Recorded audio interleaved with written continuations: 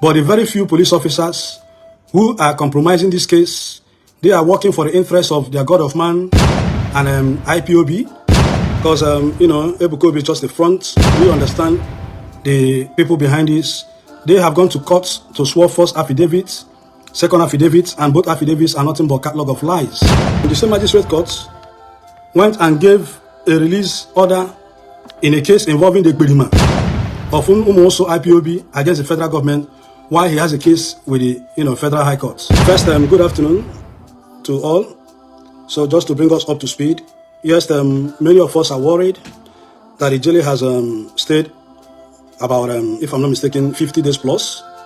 But that is because we have zombies in place of authorities. Yesterday, his lawyers went to court, just like the magistrate court too, by dishonorable magistrate Insvltēd struck out the case based on lack of jurisdiction. And yesterday, same thing played out. Dishonorable chairman of magistrate court 2, dishonorable magistrate chairman of magistrate court 11 threw away the case again based on lack of jurisdiction. Now, the interesting thing is not about both magistrate courts throwing out this case on lack of jurisdiction, but for the mere fact that both of them have refused to sign their release warrant and they've refused to sign their ruling. This can only happen where there's so much impunity. And as a Nigerian and as ordinary citizens, if the judiciary is a partaker of such impunity, then the saying that the judiciary is the last hope of a common man has flown out of the window. What it is, like I've always said from the word go, the magistrate court, they lack jurisdiction to hear this matter. And from the 21st of March, from the day my friend and great brother ebukaObi was illegally detained and remanded in prison custody, they've not deemed it fit to take this case to the Federal High Court. The case has not even been heard. What they intend doing and what they've been doing, they went and shopped for magistrates. The first magistrate was the magistrate of Court 2 by the name Insvltēd, who sat in the comfort of his home, signed a remand warrant against a law-abiding citizen who was never arraigned before his court, who he never docked. Now, fast forward, the only 2 times the court did sit was when the bail application was entered, and the Thursday he struck out this case from his court. He struck out this case based on lack of jurisdiction, which legally or in legal terms means his court has no business with this case because the lack, and as such, is a federal matter. Now, what it is for the magistrate to sign his release warrant.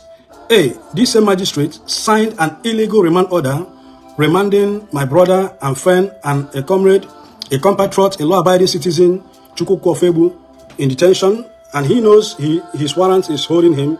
He refused to sign it. On same day, the late ambush, which we did beat the ambush, they went and shopped another remand warrant from Magistrate Court 11, presided by dishonorable magistrate chairman.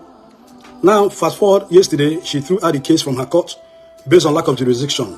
The question I'm asking is, why have she, like Ayana, refused to sign her release warrant? And why has she refused to, sign her ruling? But we are not sleeping, so we've taken the case to the Federal High Court, and that is where the case will be determined. So I'm bringing this notice for those who are so much complaining as if nothing is being done. The truth is, this is a legal route. We have to follow it that way. And this brings to bear how porous the magistrate court is. So guys, that is what we are dealing with. But like I did say, I wouldn't say much. I wouldn't say more than necessary. But then everything has been done. We have gone to the Federal High Court to expedite every action. And that is where the jurisdiction of this matter is. The interesting thing is, why have they, in all instances, avoided taking this matter to the Federal High Court, even when they lied on their first affidavits that they have gone to the Federal High Court, and lo and behold, they've not done that.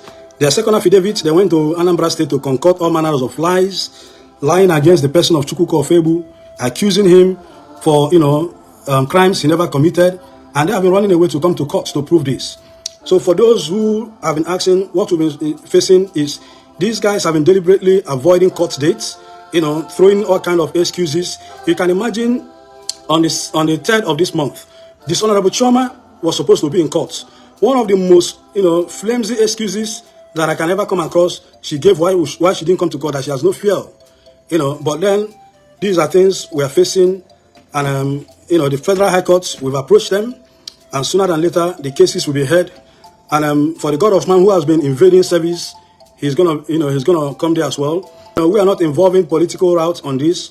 All we are asking for is to put this on record for everyone to understand. I'm not here to discuss the substance of this case, but for everyone to understand this is what we've been facing, and we'll continue to go through this route until we get justice.